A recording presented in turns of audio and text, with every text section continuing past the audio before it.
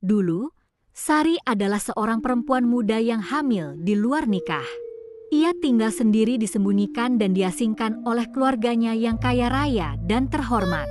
Suatu malam ketika hujan deras mengguyur desa, tak ada yang tahu apa yang terjadi di dalam rumah kediaman Sari. Pagi harinya, warga menemukan pintu rumah setengah terbuka. Sari ditemukan meninggal. Bayi dalam kandungannya tak pernah lahir. Sari yang tinggal sendiri tak sempat meminta pertolongan dan diselamatkan. Darah berceceran dari lantai 2 hingga ke depan pintu utama.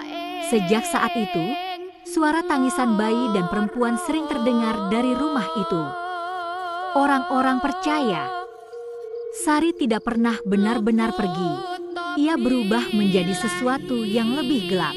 Tahun-tahun berlalu sampai seorang pengusaha sukses yang penat akan kehidupan di kota besar membeli rumah tersebut.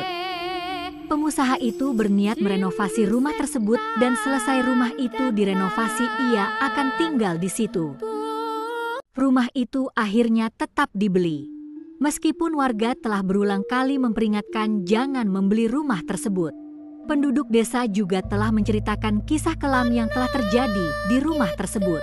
Namun Pak Arman hanya menganggap penduduk desa terlalu kolot dan percaya akan tahayul. Akhirnya, Pak Arman pun mendatangkan pekerja dari kota untuk merenovasi rumah itu. Karena tidak ada satupun penduduk desa yang bersedia menyentuh rumah keramat tersebut. Akan tetapi korban jiwa mulai berjatuhan karena kecelakaan kerja. Namun Pak Arman hanya beranggapan para pekerja sangat ceroboh dan kurang berhati-hati. Setelah sekian banyak huru-hara yang terjadi, rumah tersebut akhirnya selesai direnovasi. Pak Arman pun lantas memutuskan untuk tinggal sendirian di sana.